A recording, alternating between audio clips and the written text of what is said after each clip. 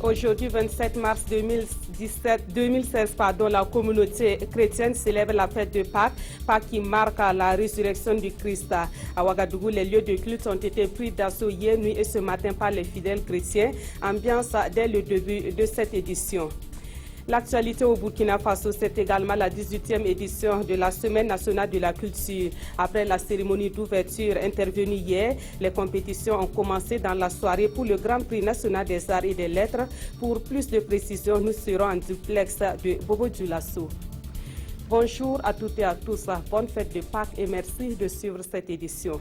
Cela dit, les fidèles chrétiens célèbrent depuis hier nuit la fête de Pâques. À Ouagadougou, les fidèles catholiques ont pris d'assaut les églises pour magnifier la victoire du Christ sur la mort. La nuit pascale a également été marquée par des baptêmes, un sacrement par lequel plusieurs personnes ont officialisé leur appartenance à la religion catholique. Nongba Kouda, Bouma Ernest Nibi. Dans les églises catholiques, c'est la veillée pascale.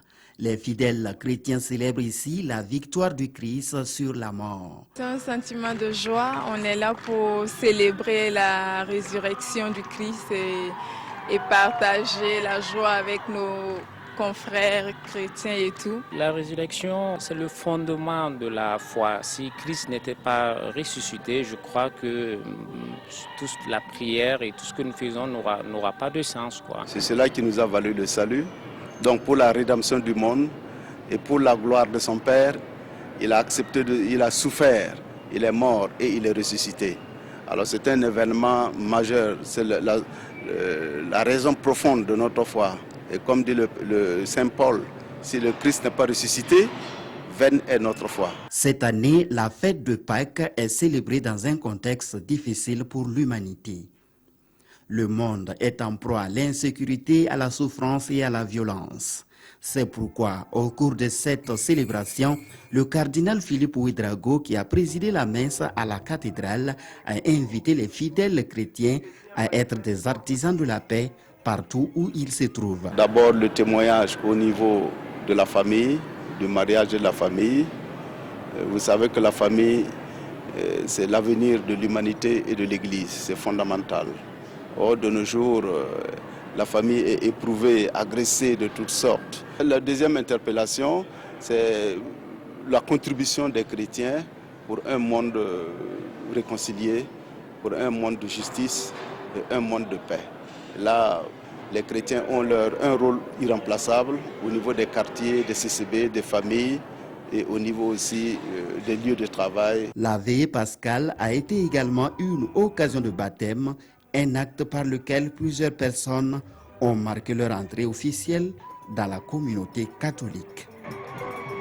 La fête de Pâques commencée hier nuit se poursuit aujourd'hui. Dans les lieux de culte, ce matin, les chrétiens ont chanté et dansé pour célébrer la victoire du Christ sur la mort. Au cours des célébrations, l'importance et le sens de la résurrection du Christ ont été rappelés aux fidèles chrétiens. Une de nos équipes a fait le tour de quelques temples évangéliques de Ouagadougou, Mokhtar Ouedraogo, Ruth Bini Ouattara.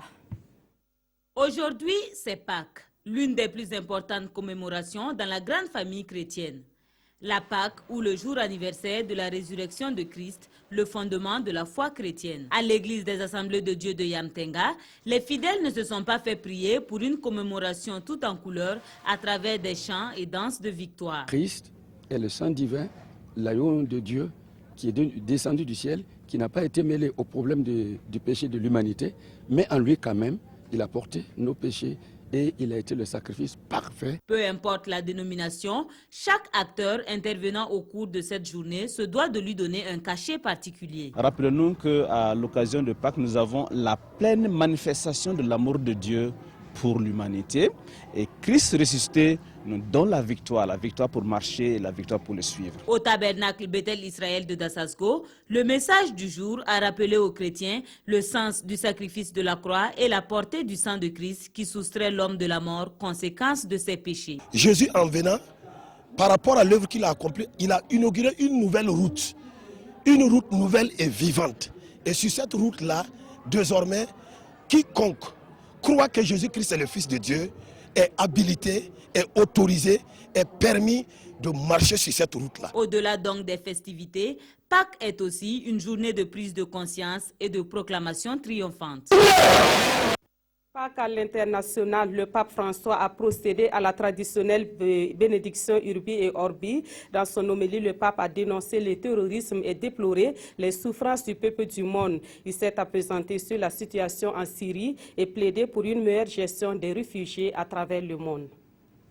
Point d'orgue d'une semaine sainte, endeuillée par les attentats de Bruxelles, la traditionnelle bénédiction Urbi et Orbi. À l'issue de la messe, devant des milliers de fidèles, le pape François, depuis le balcon de la basilique Saint-Pierre, a dressé un large tableau des souffrances du monde, avec une attention particulière pour la Syrie. Bien-aimée Syrie, pays déchiqueté par un interminable conflit, avec son triste cortège de destruction, de mort, de mépris du droit humanitaire. Ce matin encore, le pape François a dénoncé la situation d'un monde gangréné par un terrorisme aveugle. Il a plaidé également pour un meilleur accueil des migrants, regrettant la conscience insensible et anesthésiée de l'Europe face à ce drame. Autre point de l'actualité, et on revient sur la victoire des étalons hier face à l'Ouganda. C'est un pari réussi pour le 11 national avec le score d'1-0. Les étalons conservent leur chance de qualification pour la CAN Gabon 2017. Le président du Faso était hier au stade pour soutenir les étalons. Retour sur les temps forts du match avec Mokhtar Ouedraogo et Kalfa Ouattara. Un but, 3 points, c'est l'essentiel dans cette rencontre au coupéré qui opposait les étalons au Cris de l'Ouganda dans l'acte 1 au stade du 4 août. Une troisième journée qui a vu le soutien ô combien important du président Roch-Marc Christian Kaboré, venu soutenir le 11 national. Une première dans les annales dans un match qualificatif. Une autre première, le retour de Paolo Duarte à la tête des étalons. Dans cette opposition, la première période assez poussive est vite à oublier. 0-0 à la pause. La deuxième période voit des étalons plus entreprenants. À la 60e minute, Bertrand Traoré, dans un numéro qu'il a seul la maîtrise, se débarrasse de ses gardes du corps et trouve Jonathan Pitroipa. Le technicien des étalons réussit son crochet, mais il est abattu. L'arbitre indique le point de pénalty.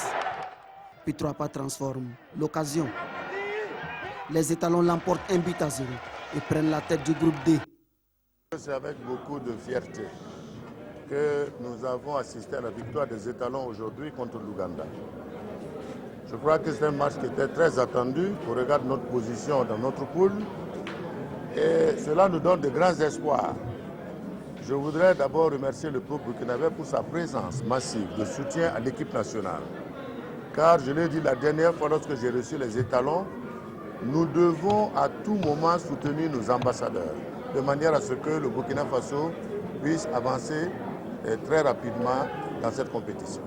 Reste l'acte 2 de cette confrontation qu'il faudra négocier le 29 mars prochain à Kampala. Et juste après la rencontre d'hier, les étalons se sont envolés pour l'Ouganda par vol spécial. L'équipe est actuellement à Kampala où elle doit jouer mardi prochain. Nos envoyés spéciaux Salifou Belem et Kini Daba nous donneront plus de précisions dans nos prochaines éditions. À Bobo Dioulasso, le chef du gouvernement a rencontré les forces vives de la région des Hauts-Bassins. La rencontre a réuni autour de Paul Kabatieba les acteurs économiques, les responsables administratifs, coutumiers et religieux. Au menu des échanges, la paix, l'économie et l'éthique dans le fonctionnement de l'administration. On fait le point avec Souleymane Sanou et Mireille Carole Tougouma. Sur la table des échanges entre le Premier ministre et les hommes d'affaires de Bobo Dioulasso, la question de la relance économique de cette ville. Une question cruciale pour les interlocuteurs de Paul Kabatieba. Nous avons demandé à son Excellence, Monsieur le Premier ministre, de regarder le cas spécifique de la ville de Bobo Dioulasso, qui est une ville qui a un nom de capitale économique, mais qui en réalité se meurt tout doucement. Là-dessus, Paul Kabatieba se veut rassurant. Booster l'économie est l'un des piliers de sa politique générale. Bobo Dioulasso n'est pas une ville délaissée, c'est l'ensemble du pays qui souffre d'ambition, qui souffre de politique appropriée. L'ambition du gouvernement, c'est de faciliter vraiment l'environnement des affaires. pour que beaucoup d'entreprises se créent, aussi bien à Bobo-Dioulasso que dans les autres villes du pays, pour qu'on crée de la richesse. Parce que je suis convaincu que ce n'est pas à l'État de créer de la richesse, ce n'est pas à l'État de créer qu'on appelle des emplois, mais c'est des entreprises privées. Pour que ces entreprises privées prospèrent, il faut un climat sain dans le monde des affaires. C'est dans ce contexte que le Premier ministre a aussi rencontré les responsables de sociétés, de projets et de services déconcentrés. Tout en prenant acte de leurs doléances, il les a invités à faire de la tolérance zéro en matière de malgouvernance et de lutte contre la corruption, leur slogan. Une lutte pour laquelle il compte également sur l'accompagnement des autorités coutumières et religieuses, autorités avec qui il a eu des échanges sur la culture et la cohésion sociale. Auparavant, Paul Kabatieba a rendu une visite de courtoisie au chef de canton de Bobo-Dioulasso. Et on reste à Bobo-Dioulasso où le ministre de l'Industrie et du Commerce a visité la Société des fibres et textiles du Burkina, Sofitex Bobo 3 et la filature du Sahel. Objectif de cette visite, s'imprégner des conditions de travail dans ces deux usines, des usines qui se sont modernisées pour être plus productives et compétitives sur le marché. La visite a eu lieu le vendredi dernier et le reportage est de Souleymane Sanou et Moumouni Barou. L'usine Sofitex Bobo 3, l'un des fleurons de l'industrie burkinabé. Elle est la plus moderne et la plus grande en termes de capacité d'égrenage, soit 500 tonnes de coton par jour. Pour maintenir cette usine dans la même dynamique de performance, le ministre de l'Industrie, du Commerce et de l'Artisanat est venu constater de visu les conditions de travail et également encourager le personnel à s'investir davantage. Beaucoup d'investissements se réalisent ici pour une question de performance et de modernisation. Pour une société qui a une vision prospective, c'est une société à encourager et à accompagner.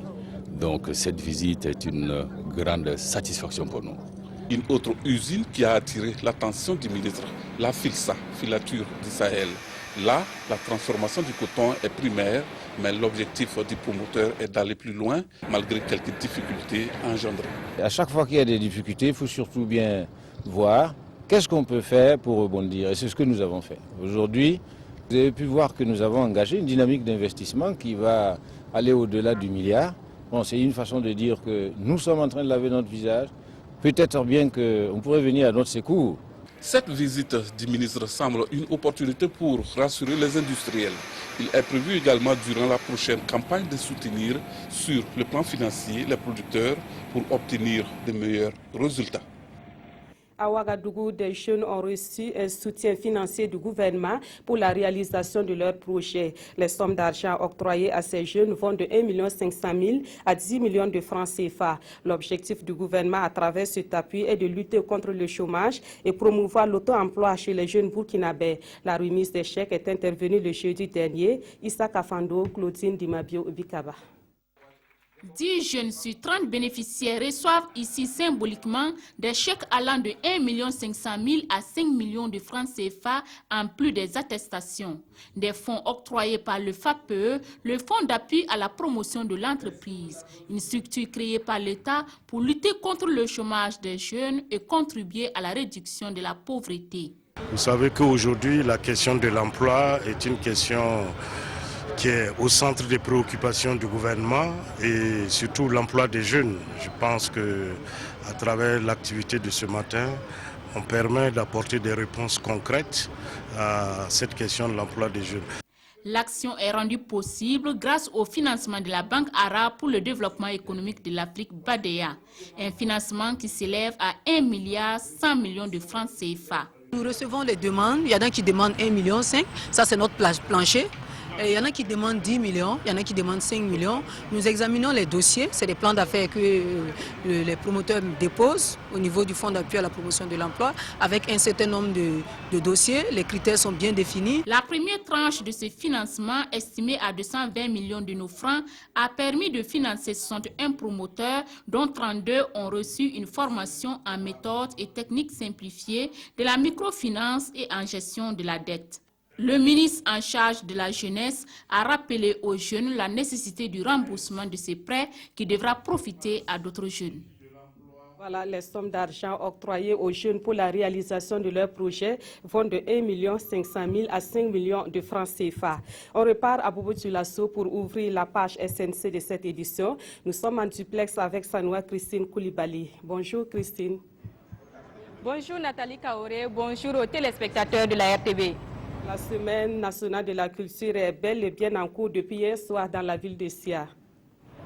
Effectivement, et les compétitions pour le Grand Prix national des arts et des lettres ont démarré. Certains l'ont peut-être suivi en direct sur la RTB. Ce matin, il y a eu l'ouverture de la foire artisanale et commerciale et bien d'autres activités, comme le village des communautés qui a également accueilli ses occupants. C'était hier après-midi. Est-ce qu'on peut dire que ceux qui étaient au stade à Sangoulé-la-Mizana pour cette cérémonie n'ont pas regretté d'avoir fait le déplacement?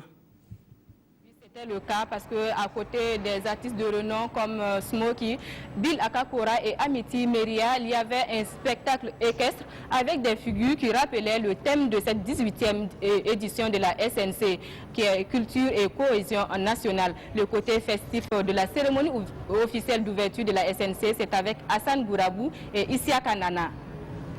Sangoulé-la-Mizana a tout de même vibré au rythme de la cérémonie officielle de la 18e édition de la Semaine nationale de la culture SNC.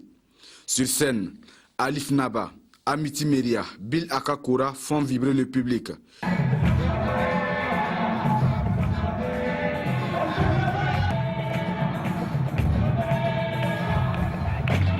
Il fallait aussi compter avec les festivaliers. Chaque troupe a donné à voir un avant-goût de son talent. Nous étions inquiets pour une question de sécurité, mais je pense que tout s'est bien passé. Nous avons vu chaque région passer avec sa valeur culturelle. Et ça a été un fait marquant.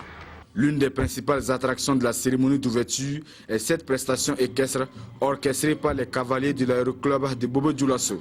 Une symbiose entre le cheval et son maître qui n'a pas laissé le public indifférent. J'ai beaucoup aimé la parade. J'ai beaucoup aimé la parade et les chevaux. Tous les artistes m'ont intéressé à part ça, mais c'est vrai que la parade était très impressionnante. Ouais. La 18e édition de la SNC est placée sous le thème Culture et cohésion nationale. Et à travers cette parade, c'est toute la richesse culturelle du pays des hommes intègres qui est ainsi présentée au public bobolais et du monde entier. Voilà donc une belle ambiance de la cérémonie d'ouverture de la SNC hier. Christine Koulibaly, parlez-nous à présent de ce monsieur Aboubakar Ouedraogo. Il est un passionné de la culture et il a démontré à sa manière. Effectivement, à l'occasion de cette 18e SNC, Aboubakar Ouedraogo a fait le déplacement de Ouagadougou à Bobo Dioulasso. Gérard Somé et Amadou Lougué l'ont rencontré à son arrivée ici à Bobo. À Bobo Dioulasso, on l'appelle le marcheur de la SNC. Ouaga Bobo à pied. Aboubakar Ouedraogo l'a réalisé en moins d'une semaine. Et c'est aux environs de 16h30 qu'il fait son apparition au secteur 25 à l'entrée de la ville. C'est à l'occasion de la Semaine nationale de culture. Je vais marcher pour soutenir mon façon la Semaine nationale de culture. À 53 ans, il aurait participé à la plupart des éditions de la SNC, mais c'est la deuxième fois qu'il fait le déplacement à pied, un courage salué par le premier responsable du département de la culture. Franchement, je suis surpris. 350 km à pied, je pense qu'il n'y a pas meilleure manifestation de soutien à un événement que celle-là. Il a quitté Ouagadougou le samedi 19 mars à 9h16, muni de sa bouteille d'eau et des couleurs nationales, sans oublier son ordre de mission qu'il brandit à toute occasion comme preuve de sa bonne foi. Les différentes arrivées ont été signées par les différents commissariats. Il n'y a pas meilleure preuve que celle-là. Marié et père de 4 enfants, Aboubakar Ouedraogo fait aujourd'hui de la marche un gagne-pain et ça n'a pas commencé par la SNC. J'ai fait 8 marches, Jorogo Ouaga. J'ai fait journée nationale des paysans aussi, même l'année passée à Dédougou. Presque à 11 décembre, j'ai fait à Dédougou encore à pied. Comment cet ancien chauffeur est-il parvenu à faire de la marche une activité à temps plein? Il compte raviver une tradition autrefois pratiquée par les grands-parents et son premier essai date des années 90 entre Niangologo et Ouagadougou. je parcours par jour 55 km. Si c'est la nuit, 70 km. Après des jours et des nuits de marche, c'est le vendredi 25 mars à 19h02 qu'il franchit la porte d'entrée de la SNC, un véritable soulagement et qui mérite des gorgées d'eau. Je suis très content parce que je suis arrivé en bonne santé, trouver le président de SMC aussi. Ce sportif hors pair aurait déjà marché jusqu'au Togo, au Bénin, en Côte d'Ivoire et même au Sénégal pour prendre part à des événements d'envergure. Mais à chaque fois, le retour à Ouagadougou se fait à l'aide des moyens de transport.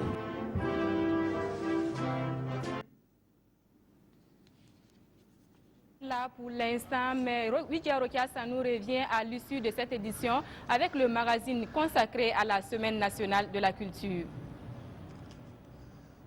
Sanoa Christine Koulibaly, on retrouve l'équipe de la SNC dans notre édition de 20h.